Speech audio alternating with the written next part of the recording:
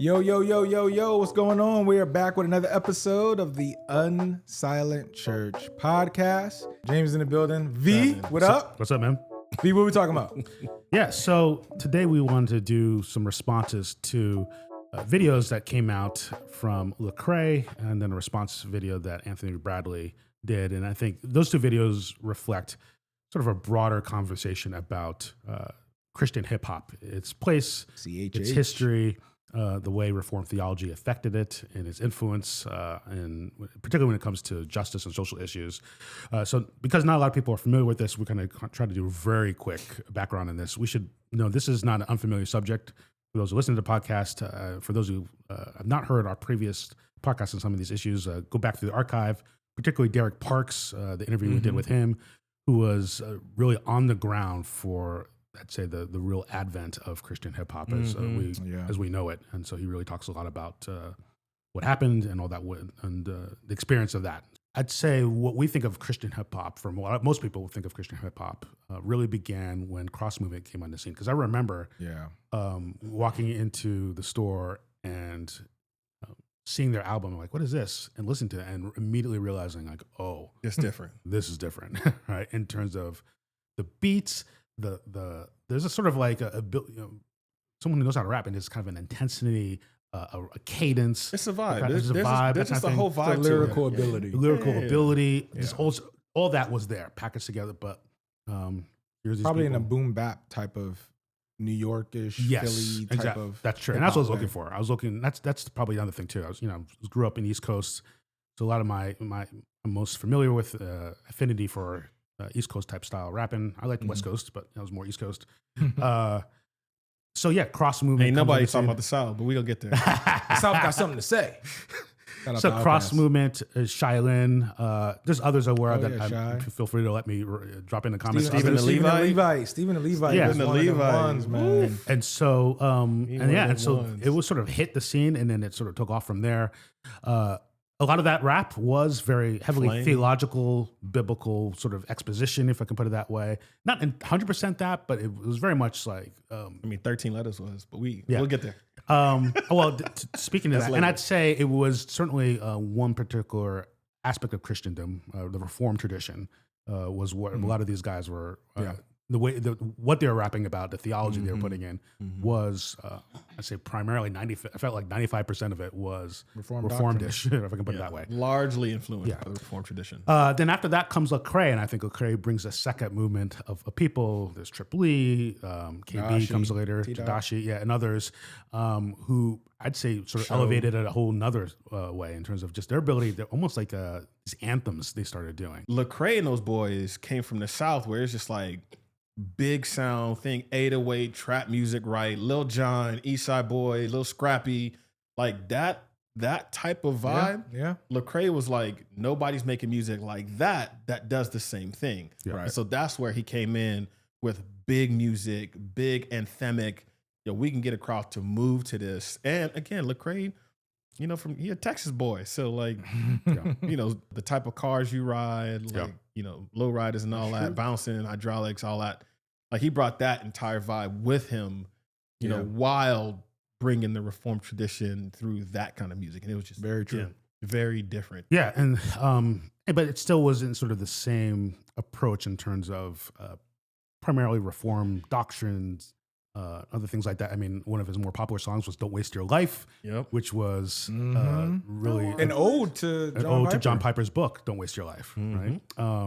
Others as well, but sort of was in that same vein. But then I think Lecrae began to take it further beyond that and began to do, still, I would argue, still Christian, but songs that were broader, more storytelling, more about sort of what it is to live life and the struggles of that, et cetera. And then, we won't get into all this. This is a little bit, there was definitely tensions along the way, and there's been some videos about this in terms of, so where is Christian hip hop? What does it mean to be a Christian hip hop artist? What I want to talk about is one particular video. Lecrae's done a bunch of videos recently, but one in particular that he did reflecting on when he first came into Cross Movement. He first was sort of aligned with Cross Movement and the kind of rap he was doing, et cetera. He was signed to him. In particular, though, the influence that he had on sort of the influence of Reformed theology on him, in particular his relationship with John Piper. So he did a very short video, and then John will talk about a longer video that he did in the wake of that shorter, it was a shorter clip, I should say, that went around and kind of went viral at least in our circles. He did a longer video explaining further. Mm-hmm. In his short video, he essentially said, I idolized John Piper, and he was almost like a father figure to me, and I think it sort of affected how I approached my music and how I thought through things, and that I'm trying to remember exactly how he put it, that he began to realize that like he sort of the framework that he was adopting from sort of Piper and Christian hedonism in general was good, and it was not 100% bad, but was also not helpful when it came to sort of some of the things he was struggling with when it comes to what he was seeing in our country, sort of the rise of racism, police brutality. Again, like you have young black boys getting shot down and murdered, for things that in other communities just wouldn't happen. And at least if they did, you would see justice, or you would see some sort of recompense. You would see criminal offenses, and in large part, in a lot of these communities, these young black boys would get shot down, and then the people who were guilty of these crimes would be acquitted. And that is just a hard thing for people who have cousins and nephews and friends, and again, the women who mother these children have to go through that, and they're thinking like, how do I actually process this? So he's looking biblically for answers to these questions related to societal injustices, and basically found where he was at the Christian hedonism framework, sort of the area of Reformed theology he was in, inadequate. Anthony Bradley did a video and also wrote a Substack, I think, reflecting on this and essentially affirming what Lecrae said, and basically I'll sort of quickly sum up the Substack that he wrote, which reflects the video, that basically Lecrae's not wrong to think this way, that he's trying to think more deeply about justice, race, human flourishing. And the problem was that he was in a type of Reformed theology that emphasizes 5 points of Calvinism, that tends to be pietistic, 7 revivalistic. points, according to John Piper. And that sort of area of, and I think Anthony Brown was saying it's not all bad, but it tends, that type of sort of version of Reformed theology emphasizes evangelism, church planting, personal conversion, doctrine, doesn't tend to address justice issues. It seems inadequate. It doesn't have that in its toolbox. That there's a broader form of Reformed theology, and it's good to say here, and I've been using these words deliberately, that Anthony Bradley is not saying Reformed theology 100% is bad. He said there's a broader understanding of Reformed theology that speaks to creation, fall, redemption, restoration, public life, that does help when you're thinking through issues related to culture and social ethics, et cetera. And so his sort of response is saying, this is something that's worth saying, and that Lecrae, some of the pushback Lecrae, I think, immediately got on that. He was saying, like, you're not really seeing the full picture of that. What are your takes on Lecrae and what Anthony Bradley said? Yeah, I think, well, first off, I appreciate Lecrae for being vulnerable and actually just calling it out. Like, he literally says, like, I idolize John Piper, and to use that word idolize, that's a pretty biblically charged word, and obviously there's things, we can always admire people, right? Something admiring them, but when you get to the idolization of it, it seems to be a little bit more problematic. But I think his background of not having a father, as he said all in the video, that contributed to this framework of life that he kind of embodied and expressed. So I wanted to say I appreciate Lecrae's response. But one video that we didn't talk about yet is Deuce's video, the ambassador's video response to what Lecrae said. And so I watched that one as well. And I'm going to just say, my take on it is, I'll shout out to Deuce. I rock with Deuce as well. I don't think Deuce really understood what Lecrae was saying. Because the idea of like Lecrae being in this whole cross movement kind of space, this lyrical theology, there's a certain type of rap and all of that type of stuff.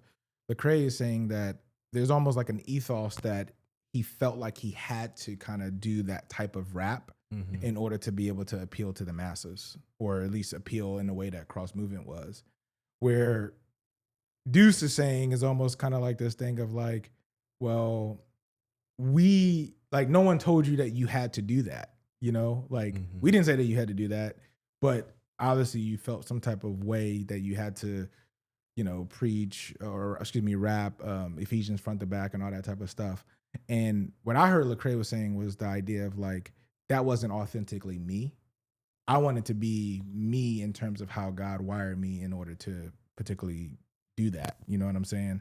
The music that Lecrae was making when it comes to Rebel after the music stops, there definitely was a shift, if you will, when church closed and all of that came out. Yeah. I think what Lecrae was saying is the church closed, the gravity anomaly, that's more authentically me versus the idea of being quote unquote lyrical type of theology. Yeah, I think in some ways to tie those two together, because I do think it's under the same guise. Like when you're coming up and you're young, you're looking for models, right? And so as someone coming into the faith, right, and you're trying to find your footing and find your identity, you know, and you look at someone like John Piper and you're like, that's the North Star.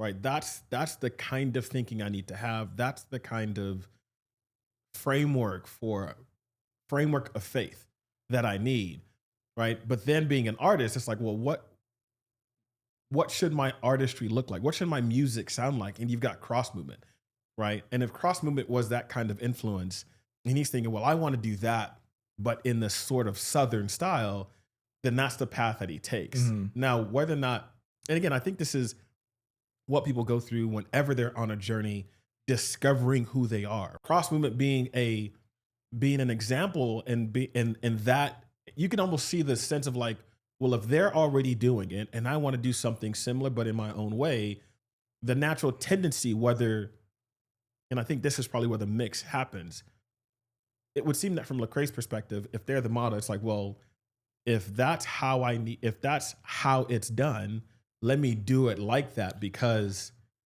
that's the way communication works, right? Because I don't think they're getting invited to John Piper's church if they're not doing it that way, right? So there's this sense in which I want to deliver this message, I want to do this music, you know, and there seems to be maybe not intentional direction or instruction, but what seems to be rewarded, the behavior that's being reinforced is, when you preach scripture, you get more opportunities, right? And then I think as you grow out in those particular type of reform in those spaces, and again, they're getting paid to come here. John Piper is this like, you know, demigod in a sense, where it's just like he's everywhere. He's on the biggest stages, and Lecrae there are all these opportunities when you're doing music a certain kind of way, when deep down you're thinking, but this isn't entirely the way I want to do music, and you're just sort of wrestling with that. And so I think now when he's telling these stories, he's like, this is what was happening in my mind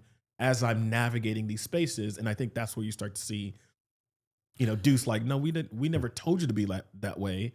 We just saw that you were already being that way and thought that there was alignment. That's why we signed you. Yeah, I mean, well, first of all, let me say it's not just John Piper. It was a broader sort of movement of reform, like just young reform movement. Yeah. Mark Devers and Nine Marks was huge influence on a lot of those Black Christian rappers. Yeah, because they did did a lot of a lot of discipleship of them, et cetera, and good stuff. I mean, I've heard from a lot of them. They learned a lot of good things, et cetera. But I mean, it does. I mean to say we did broaden the conversation from where we started, which is cool. I just want to sort of help people understand what we're doing here. I would say what Lecrae is doing a retrospect of his past, his history, where he came from and where he is now. I'd say some of this, if I could connect all this together, would be that Lecrae is thinking about how he came into this, and he came into this through cross movement and was initially aligned, but began to realize it wasn't authentic to himself, or at least began to struggle with like saying, I can do this, but I don't think I can keep doing this. This way. Yeah. There's a broader sense in which I want to approach things. But alongside that is also him saying, as he comes into it, he's coming into a type of theology that was called Young versus Reformed.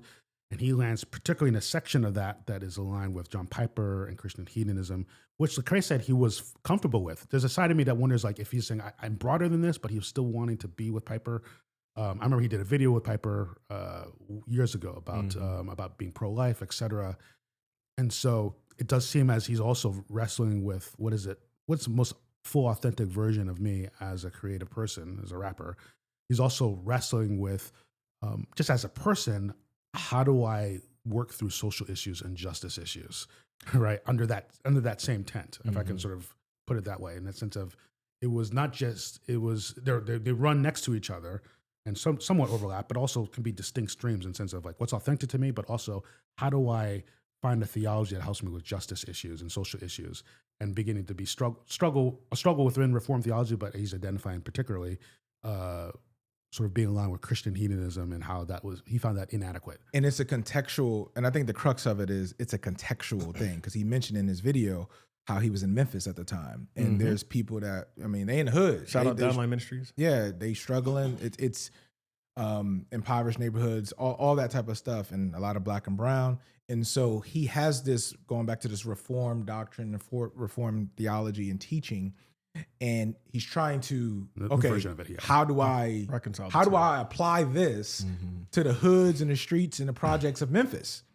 And there's a disconnect, because Piper, in his context, he's talking to older white men who they're in retirement, looking at on the beach, looking at seashells and stuff like that. No, that's not fair to Piper. He did, when he said that, like, hey, what are you going to do in your retirement? Are you going to collect seashells in the seashore? He did that at a youth conference. He would speak against the idea. He was like, in other words, like Piper was huge among youth. I'd say particularly, white youth, but also, I mean, some people were being drawn to it. It's just his passion conference. So he, like, to Anthony Bradley's critique or assessment, I think is good. It was revivalistic, and I would say back then. Well, Lecrae actually said this on the longer video that I watched, that Piper's context is different than Memphis. Well, again, I've heard that's actually not fair to him too. I would say Piper actually lives in the hood in Minneapolis. Like, he lives in a really diverse area. Okay. And I mean, I'm trying to sort of give his. I don't think Lecrae's wrong in his assessment. I'm sort of defending Piper the person a little bit, in the sense of saying that I know enough about him to know that, like, he deliberately lives in, like, a poor part of Minneapolis. Just to the point, though, just because you're in a diverse area doesn't mean you're going to draw from that. Right? So this is more about, like, you can care about those things. I think I've met the people there. I know John. I mean, he cares about these things, has written and spoken about these things. But, like, I would say the framework of, let's say, Young Restless Reformed, if I can put it more broadly than just Christian hedonism, does seem to be cautious or delay when it comes to addressing social issues. And because I want to say, it's not unfair to say they don't address it. It's just what I regularly find is that, like, some things that should just be obvious. Like, this is wrong. Trayvon Martin, what happened? That's sinful. It's wrong. Like, well, I don't. You can't just say it. You just can't say it. Like, and I think, I would say there's a part of Reformed tradition that can very easily help us see it and understand it. But this sect of Reform, this Young Restless Reform thing, the struggle I faced a lot of times was just this sort of, like, analytical caution, et cetera, which I think there's good to it, right? That's the general of it, but it was very cautious about that. While on other topics, like egalitarianism, boom, wrong. 100% wrong, heretical even. Yeah. Right. And I just began to be like, well, wait a second. And the intensity and the dogma with which that they would speak so clearly to those things, but then you couldn't speak. Again, it's always just like, hey, where's all the noise when a young, unarmed, black teenager is just shot, and then the perpetrator like not taken to task, like justice is not served, to just say, hey, that is a wrong thing. And I think too, there was an inability to speak to it, and just not an awareness of why, like, those of us who are black and Reformed would want to speak about those things, because of the history there. Like, that happens, that shooting doesn't happen in a vacuum. It's part of a long history of how minorities in general are treated in this country, but particularly black people, going back to lynching, right?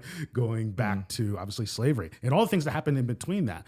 And so it becomes something that to say, like, hey, we think we have there is a theology that can speak to this, but this sort of movement that we're in seems very hesitant to speak. Very hesitant. So here's the question then, because at the wake of all of this, there's been obviously Lecrae, there's other Christian hip hop artists, some Christian hip hop artists who actually have walked away from the faith.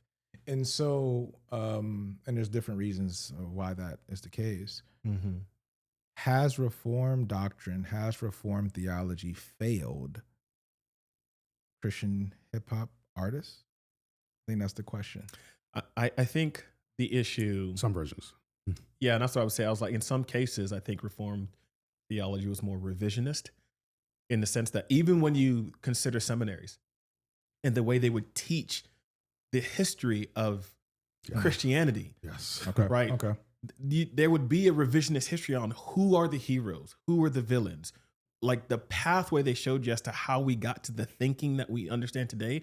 That's what everybody's arguing from, right? So the reason why you get this sort of egalitarian, voracious argument immediately is because they're just pulling from an argument that they've understood and rehearsed for years on end since seminary, right? Which is why when all these Bible churches are saying the same thing, oftentimes not talking to the people in the pews, talking to other pastors, Yeah. right? And I think that's the issue that happens when you think about, has that kind of Reformed theology failed us? And I think Anthony Bradley was correct to say, one, it was too reductionistic, like to turn something as big as like, again, the Just idea these that things. through the church, the manifold wisdom of God would be made known to the powers and principalities in the heavenly places. There's a kind of wisdom we're supposed to have. And so to think that when something so clear happens in front of you, you cannot assess that situation and say that was a problem. When your theology is more revisionist than reformed, you can't sort of like understand what that means. Yeah. You don't understand who you are as someone who carries the Imago Dei. You reduce it to the idea of what revival is, depending on what you think. Yeah. Right? You can't say that, Jonathan Edwards was just a human, right? He was not special. And John Piper, he has. Jonathan That was just his saying, God. when I'm you- just saying, John Piper is a big Jonathan Edwards Yes, guy. That's what Lecrae proponent. was talking about in the video as Yes, well. and so many people are. And he owned slaves, to be clear. Exactly. And Lecrae has been doing this podcast, so he's had a lot of conversation. In a conversation with KB talks about that. And not just in the sense that Jonathan Edwards owned slaves. I think the slave's name was Venus. Yeah, And it said that when he purchased her, Mm-hmm. he ran his fingers through her mouth to see if all her teeth were there. Our teeth was there. You need that picture. Because if Jonathan Edwards is your guy, you need to know that guy did that. That's crazy. That's what you need to know. The idea that Jonathan Edwards owned slaves, and my professor told me, oh, but he didn't treat them like others treated their slaves. I go, I didn't know that story. But if you do the same work of history, like you do with all the other things that you've taught, and you go into what slavery was, and the Christians, George Whitefield, all these people who own slaves, go into the stories and look at the behaviors, it would change what you think about these titans of the faith.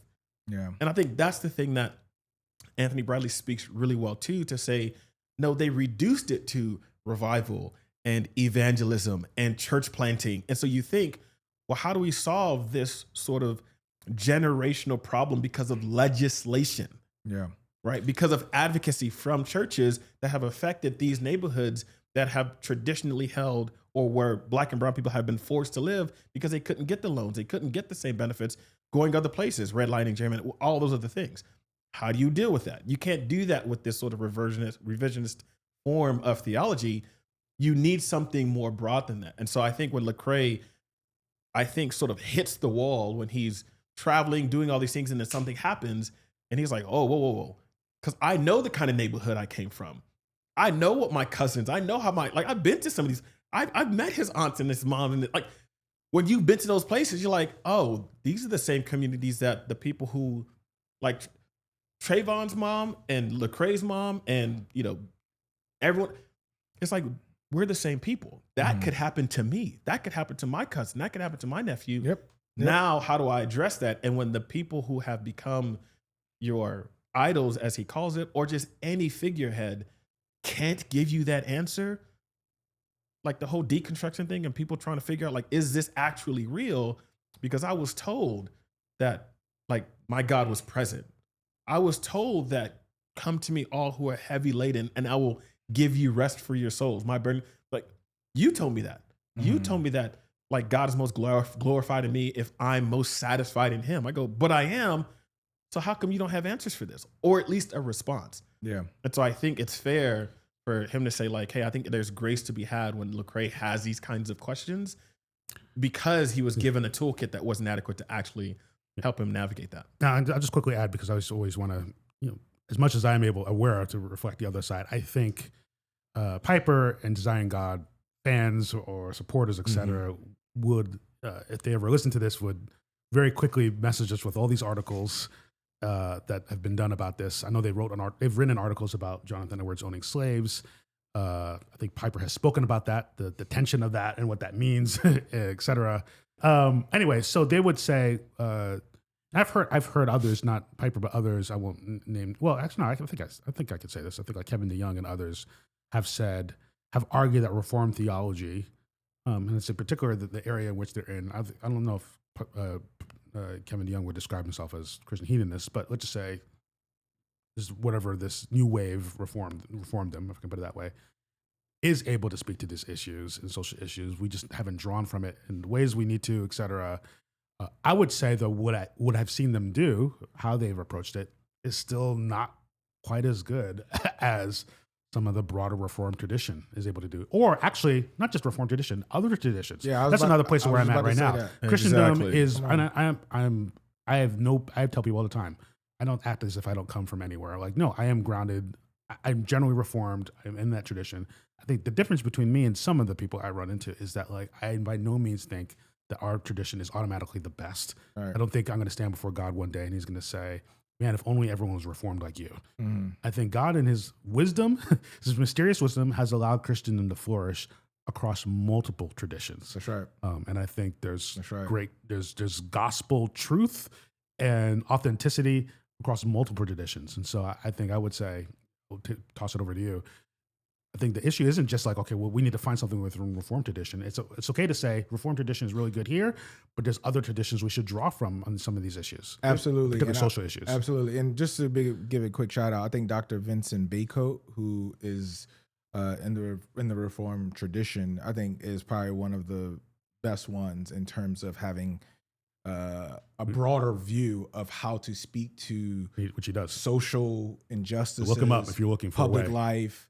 He's one of those ones that definitely, I mean, maybe some of the Christian hip artists probably should have learned about him a little bit more earlier, because he could have, if we're going to talk about the Reform, he's one of the ones that is well versed in, yes, the doctrines of grace, but also in social life. But I mean, you talked about the different traditions. I mean, some of the different Christian hip hop artists could have also drew on, I mean, just looking back to the Quakers, what the Quakers did, right? Even the Black church. I mean, when we talk about social issues in public life, I mean, that might actually be think the historic, strongest I think the tradition of historic Black church has a lot to say and what they've done. It's a point we've made in multiple videos. In terms of that. Now, at the same time, let's be honest too, those same Christian hip hop artists initially went to the Black church at first, and then they got rejected. Derek Parks even talked about how they came to that. So I'm just saying that there's some tension with that, where they had to take off their hats. They had to the hip hop urban type of vibe. The look. The Black church at first was not really jacking that. I think that's, so we got to be honest with that too, and that's probably why it was the catalyst that why some of the other Christian hip hop artists went to a quote unquote Reformed tradition. But I think that's a fair thing. More accepting them initially. Initially, we have to ask the question, why was they accepting? But yes. I think that's a key takeaway. There's a book, Streams of Living Water, a book I read in seminary, but the premise was to show how every tradition makes a contribution to the river that is Christianity, right? Like when you think streams of living water, like, the tree that bears good fruit and it's planted next to a stream of living water, that stream has many traditions feeding into it, right?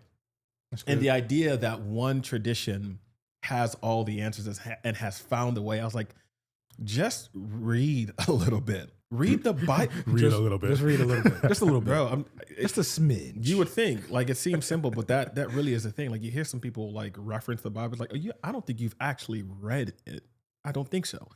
But if you read the Bible, the people of God themselves, led by God themselves, didn't have the answers. They had God with them, and still read Judges, read some of these stories, read some of these kings. I don't know of anybody who has ever written the Bible by hand, the entire thing. And kings were supposed to do that. And yet you still have David do what he does.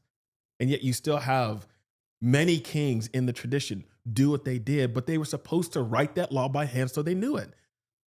And so the idea that you think that you would be any different coming, thousands of years later and think just because you have this tradition, it has all the answers. It just doesn't make sense. And it's fair to have conviction. I think that's important. But then when you have wise and godly people telling you, hey, there's an entire group of people in pain, can you just hear the pain, right? Versus reducing it to, oh, we just need to preach the gospel and plant more churches and there just needs to be more revival. And I don't think you actually yourself are heeding to the full counsel of Scripture when it comes to how to handle these issues, because the Bible gives us plenty of examples. Yeah, so that's a good takeaway. I mean, I think that's, if I can sum up what you said, I mean, that we're not saying there's nothing to learn from this sort of young, restless, reformed, John Piper, revivalistic theology. I mean, it drew us in and met needs that needed to be met, helped us understand the Bible in a particular way that was immediately resonant. It's just, but also, right? There's also more beyond that. It's important to affirm that and to help people, for those who did come across a wall, to realize like that wall is not actually a wall, because I think some people hit that wall and then fell out of the faith or became cynical, went all sorts of different directions. And we want to say, actually, there's more beyond that. Walls is not actually a real wall. It's one that got set up in the space that you're in. There's I love the way you put it. There's many streams, right, within Christendom. That's good. And we would encourage people to draw from that, especially when it comes to these social issues. One such stream is the historic Black church. Yeah. Amen. I think that's a good way to land the plane, man. This has been good conversation. As we always want you to do, like, share, comment. Let us know what you think. Tell some of your stories about your sort of journey through like understanding theology or navigating theology. I think a lot of people have followed a lot of paths. A lot of people have questions.